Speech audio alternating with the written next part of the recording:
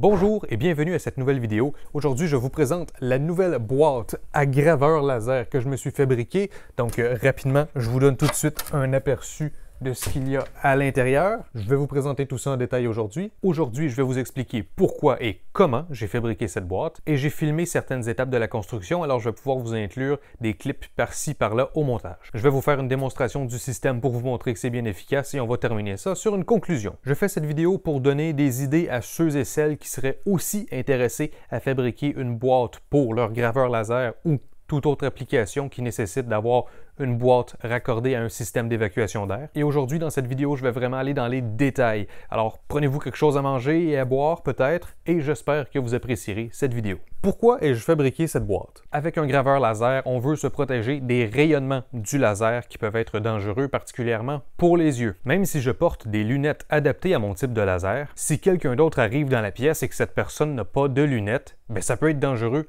pour les yeux de cette personne. Même chose pour ceux qui ont des animaux de compagnie. Et aussi, j'ai pas nécessairement envie de porter les lunettes tout le long de la gravure parce que parfois une gravure laser, ça peut prendre plusieurs heures, bien sûr, tout dépendant de la dimension de la gravure. Donc ça, c'était la raison numéro 1. Maintenant, raison numéro 2, la gravure / découpe laser, ça produit beaucoup de fumée. Quand on grave sur du bois, on brûle le bois, alors forcément, ça fait de la fumée. Et selon moi, c'est beaucoup plus facile de contenir la fumée dans une boîte qui est reliée à un système d'évacuation d'air qui fait sortir cette fumée à l'extérieur du bâtiment plutôt que de juste avoir le laser sur une table et essayer d'aspirer la fumée directement d'où elle provient. Le laser, il bouge, donc il faudrait attacher le tuyau au laser et là, ça fait un tuyau qui se déplace. Bref, moi, ça me semble beaucoup plus simple comme ça. La fumée peut seulement s'accumuler dans la boîte et elle ressort tout en haut grâce à un puissant système de ventilation. Avant de fabriquer cette boîte, j'utilisais une boîte pliable en tissu, une softbox pour appareil photo. Et malgré le fait que c'était pas étanche, ça fonctionnait quand même très bien parce que le ventilateur que j'utilise pour évacuer la fumée,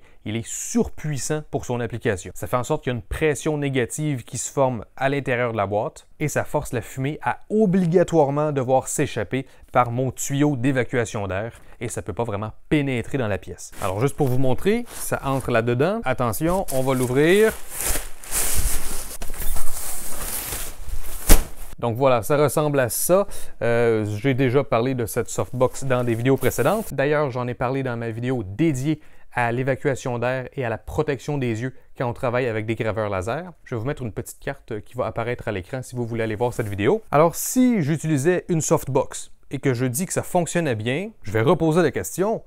Pourquoi ai-je fabriqué cette boîte? Eh bien, suite à une conversation avec la compagnie Neige, ou peut-être Niji, on va dire Neige, je vais probablement recevoir leur plus gros modèle de graveur laser environ en janvier-février. Et ce laser est trop grand pour ma softbox. Donc au départ, je me suis dit que je pourrais acheter une plus grosse softbox, mais en même temps, j'avais envie de fabriquer une boîte comme ça. Donc bien sûr, contrairement à la softbox, cette boîte, je ne peux pas la plier et la ranger quelque part en un claquement de doigts. Ça, c'est quelque chose qui était très pratique avec la softbox. Ça se rangeait super rapidement quand j'en avais plus besoin. Mais puisque cette boîte est solide et que je peux mettre des choses dessus, au final, ça me dérange pas trop de dédier de manière assez permanente un espace gravure laser ici. Deuxième question maintenant. Comment ai-je fabriqué cette boîte? Les panneaux de cette boîte sont 100% faits avec du bois recyclé.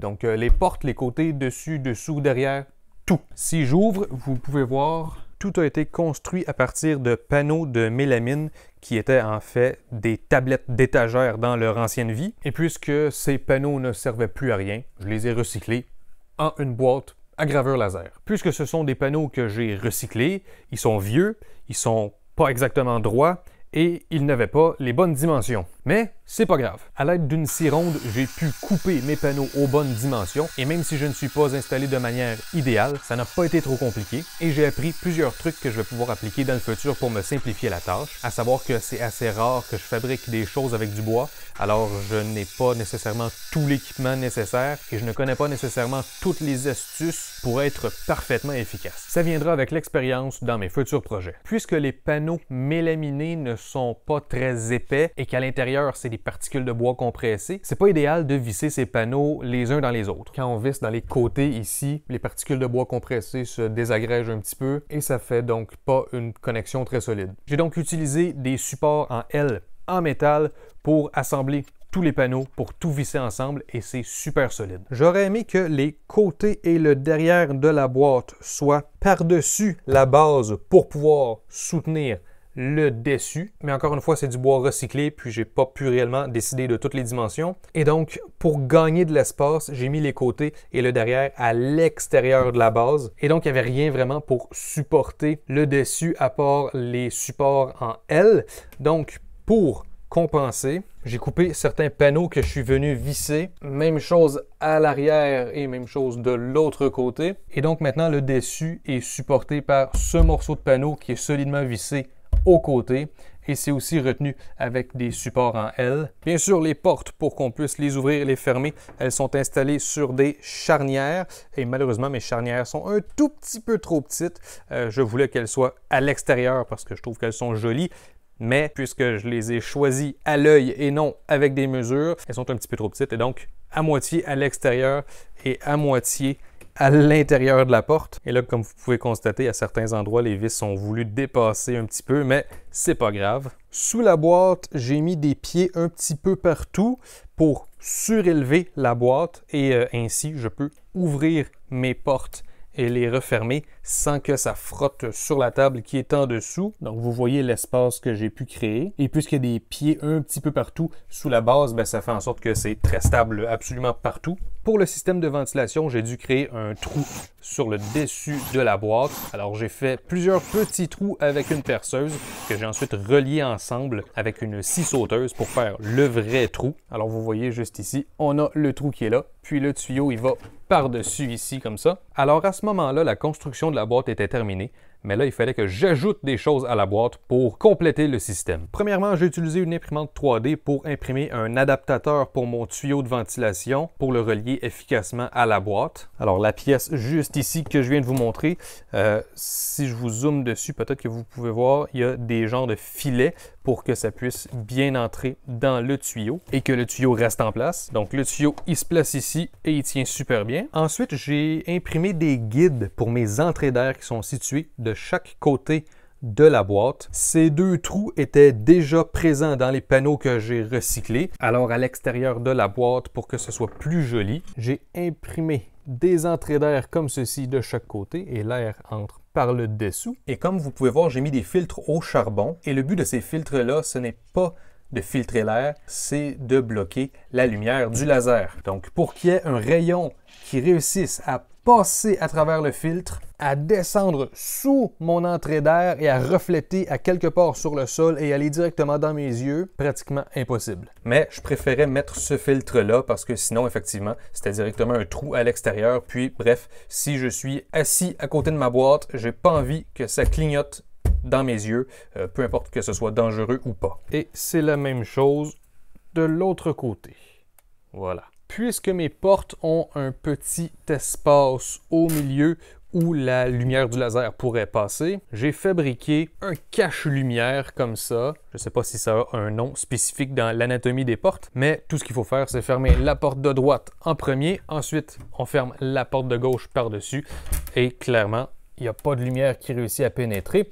Et je suis allé une étape plus loin en plus. Pour compenser les imperfections lorsque je ferme les portes, j'ai appliqué du ruban adhésif en mousse. Vous voyez, si je vous zoome dessus, c'est mou et ça reprend sa forme. Grâce à ce ruban adhésif en mousse, lorsque je ferme ma porte, aucune possibilité qu'il y ait de la lumière qui réussisse à s'échapper. Alors, est-ce que je prends des précautions inutilement? Est-ce que je suis allé trop loin?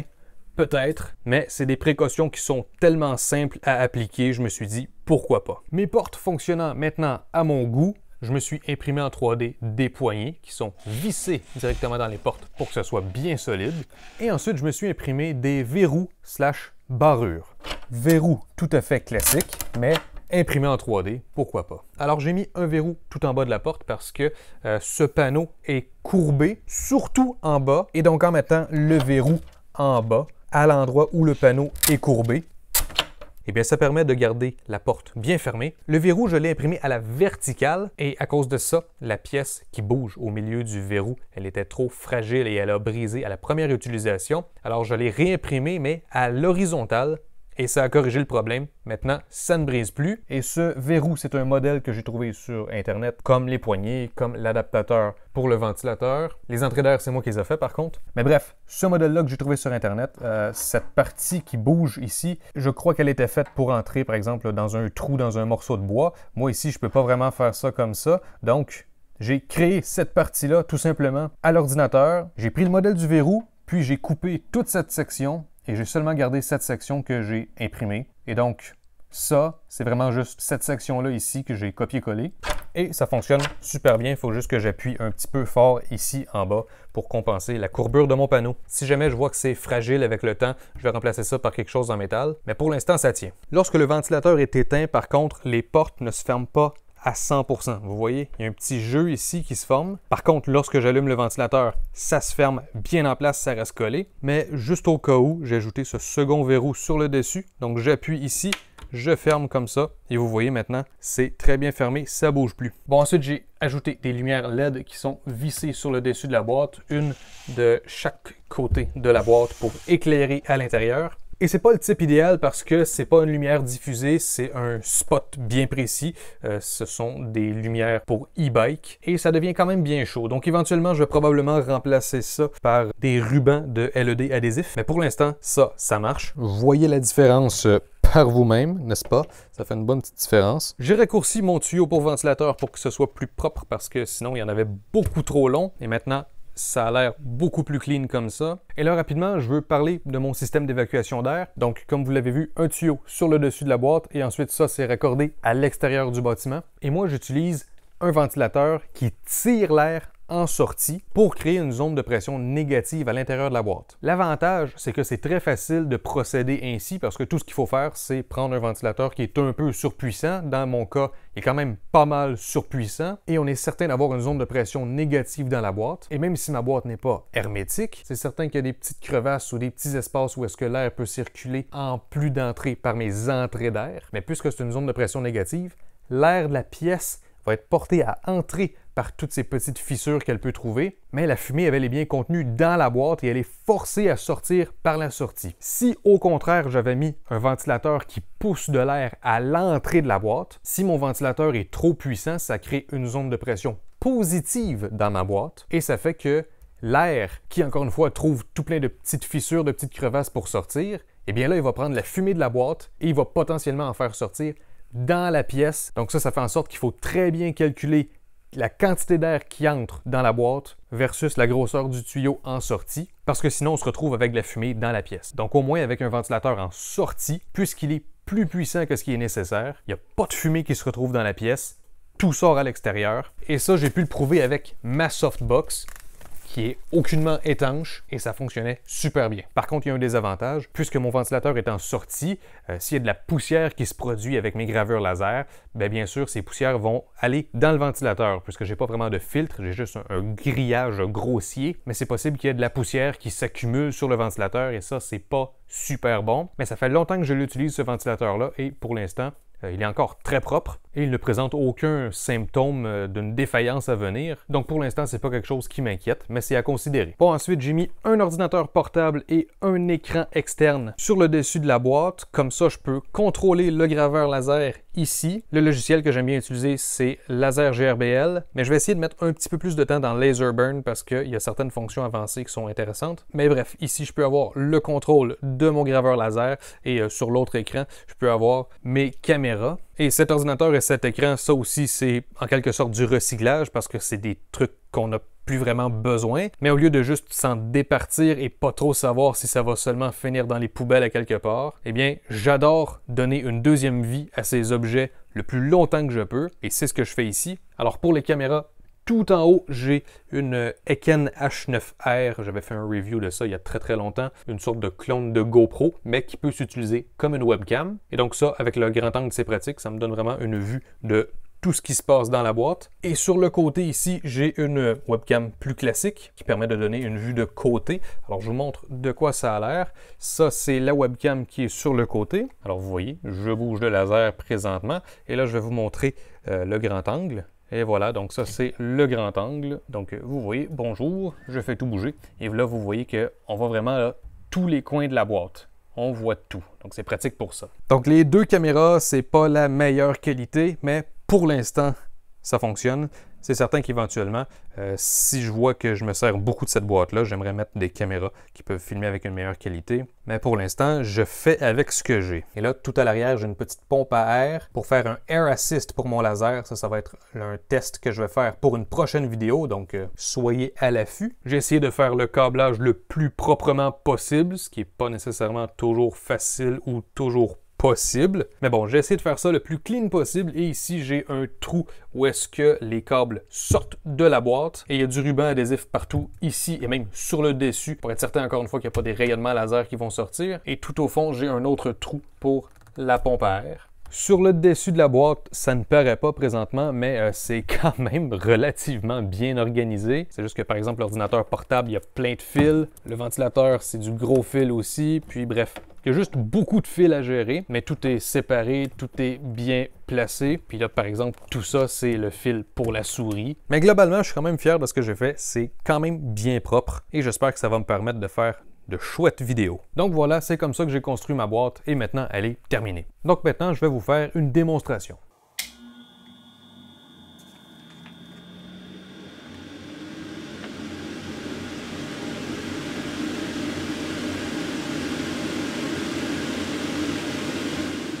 C'est le temps de s'amuser un petit peu. J'ai mis mes lunettes, bien sûr, pendant que la boîte est ouverte. Mais juste avant, je vais vous montrer à quel point le système d'évacuation d'air est puissant. Donc, je vais fermer la boîte. Première observation, le ventilateur tourne un petit peu plus vite. Pas quelque chose qui peut endommager le moteur, je ne crois pas. Mais ça prouve bien que la boîte, elle est quand même pas mal hermétique. Ce que j'ai pas mentionné tout à l'heure, c'est que j'ai mis du ruban adhésif sur tous les côtés de la boîte, partout où les panneaux se rejoignent, pour que ce soit le plus hermétique possible, même si je sais que c'est pas parfait. Je prends un morceau de papier et voilà, ça colle. Donc, pas de danger, ça tire très très bien et j'ai deux trappes d'air comme ça, donc ça marche bien. Le tuyau sort par la fenêtre et j'ai légèrement ouvert une autre fenêtre pour créer un courant d'air dans la pièce parce que sinon la fumée, elle sort de là, mais elle réussit à entrer par l'autre coin de la fenêtre ici. Alors là, au moins, en ouvrant une autre fenêtre, il n'y a plus d'air qui entre là, par le petit côté juste ici. J'ai essayé de le bloquer comme je peux. Test très simple et très rapide pour cette vidéo, juste pour vous donner une idée du système, parce qu'il y a d'autres vidéos de gravure laser à venir. On va juste graver mon logo TD,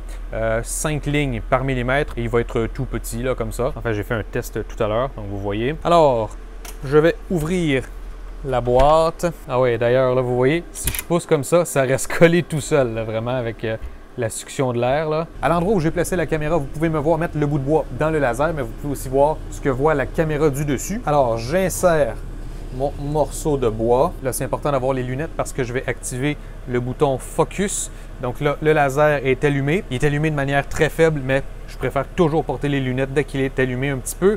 Puis là, je vais le déplacer à l'endroit où je veux faire ma gravure. Bon, alors je lui dis que son 0, il est ici. Maintenant, dans Laser GRBL, je vais appuyer sur Frame et ça va me montrer à quel endroit ma gravure va être gravée. Et maintenant, je vous montre la même chose à l'écran. Comme vous pouvez le constater, on voit super bien qu'est-ce qui se passe à l'intérieur de la boîte. Mon laser est bien placé, alors je peux fermer mes portes. Je verrouille la boîte. Bon, celui-là est optionnel parce que c'est bien collé, mais je le mets quand même. Sur mon logiciel de gravure laser, je vais appuyer sur Play. Et maintenant, je peux surveiller ma gravure laser à partir de l'écran. Et bien, en ce moment, j'ai pas besoin de porter mes lunettes parce que on peut pas voir le laser, il est caché complètement. Et là, vous voyez la gravure qui est en train de se faire. Puis, je peux même changer de caméra. Je vais faire ça à l'instant. Donc voilà, là j'ai changé de caméra et en fait, je pourrais bien enregistrer tout ça. Donc là, je ne sais pas si mes paramètres sont bien faits pour l'instant, mais en tout cas, on va voir. Alors là, on voit la webcam. Ensuite, on voit la vue du dessus. Et aussi, j'ai mis une vue où est-ce qu'on peut voir les deux caméras en même temps. Donc ça, c'est vraiment chouette. Et regardez ça, comment c'est pratique. Personne ne peut se douter qu'il y a un laser là-dedans. Il n'y a aucune lumière qui paraît où que ce soit. J'arrive super bien à surveiller qu'est-ce qui se passe à l'intérieur. Pas de danger pour les yeux. Aucune odeur de fumée dans la pièce parce que ça sort à l'extérieur. Puis ici, j'ai ma progression en cours. Donc vraiment, je suis très content de cette boîte-là. Maintenant, la question, ça va être est-ce que cette boîte est assez grosse pour le prochain graveur laser? Parce que celui que Neigé m'ont proposé, il y a des dimensions qui sont mentionnées en ligne et selon ce qui est écrit en ligne, ça devrait fonctionner. Mais tant il y a aussi longtemps que je ne l'ai pas reçu, je ne sais pas. Donc ça continue encore, mais c'est presque terminé. Encore une fois, la vue Logitech. Et on va finir ça avec une vue du dessus. Ah ben voilà. Donc là, je peux faire un home complet à mon laser. Donc ça, c'est dans laser GRBL, bien sûr. Donc je vais cliquer. Vous allez voir le laser faire un vrai de vrai home. Il va aller tout en bas. Là, je vois très bien que le laser est désactivé. Et là, je peux ouvrir ma boîte. Et voilà, ça s'ouvre. Et voilà ce que ça donne. Ça, c'est en 5 lignes par millimètre. Et ça, c'est le test tantôt que j'ai fait hors caméra. 3 lignes par millimètre. On voit que la résolution est beaucoup mieux ici. Par contre, ici, il y a du bois brûlé qui s'est accumulé. Puis quand j'ai essayé de l'enlever, ben, ça en a étendu un petit peu partout. Donc, c'est ça qui est noir ici. Et on va voir dans une prochaine vidéo si le Air Assist, ma petite pompe à air, si ça peut aider à chasser ces poussières-là. Mais en tout cas, voilà ce que ça a donné là, pour ce minuscule test aujourd'hui. Donc, j'ai hâte de me remettre à certaines gravures plus complexes, comme par exemple quand j'avais fait cette image de Montréal en noir et blanc. C'est probablement ma gravure qui m'impressionne le plus encore à ce jour. Puis ça aussi, c'était assez bien. Bon ben voilà, ça conclut la démonstration pour cette vidéo. Alors j'espère que vous appréciez ma création. J'espère que vous avez vu à quel point ça peut être pratique. Est-ce que je suis allé trop loin en fabriquant une boîte comme ça, puis en essayant vraiment de cacher à tous les endroits où il peut y avoir de la lumière qui sort, puis en ayant un ventilateur aussi puissant? Ben peut-être que je suis allé trop loin, sauf que moi, je me sens plus en sécurité comme ça. Et puisque je fais des vidéos que n'importe qui peut regarder sur Internet, je me dis que c'est probablement mieux si j'essaie de donner un bon exemple au lieu d'utiliser cette machine de manière complètement négligente. Parce que quand on regarde sur les sites qui proposent des graveurs laser, très souvent, c'est genre des petits dessins, puis le marketing est presque dédié aux enfants, alors que c'est un outil potentiellement très dangereux. Donc, mon but, c'est pas de vous faire peur parce que c'est des outils vraiment chouettes, mais il faut prendre les précautions nécessaires. Et moi, mes précautions, c'est des lunettes certifiées, une boîte opaque et un système d'évacuation d'air. Et celui-là ici que j'ai, c'est le Ortur Laser Master 2. Je vais vous mettre des liens dans la description si ça vous intéresse. Et c'est des liens affiliés, donc si vous utilisez ces liens, ça m'aide à garder ma chaîne YouTube en vie. Et si vous voulez m'aider davantage avec cette chaîne, allez voir dans la description de la vidéo, il y a d'autres liens, d'autres manières si vous voulez m'aider. Mais pour m'aider gratuitement et facilement, n'hésitez pas à laisser un j'aime sur cette vidéo. Comme ça, je sais que vous avez aimé la vidéo. Et l'algorithme YouTube aussi va savoir que vous avez aimé la vidéo. Et donc, l'algorithme, il va aider à partager la vidéo à plus de gens. Si vous ne voulez pas manquer mes prochaines vidéos, n'hésitez pas à vous abonner. C'est gratuit et si vous appuyez sur la petite cloche lorsque vous vous abonnez, vous allez recevoir une notification à chaque fois que je publie une nouvelle vidéo. Alors j'espère que vous avez apprécié cette vidéo, j'espère que vous avez hâte aux prochaines vidéos de gravure laser. N'hésitez pas à me rejoindre sur tous les réseaux sociaux. Merci beaucoup et à la prochaine dans une autre vidéo.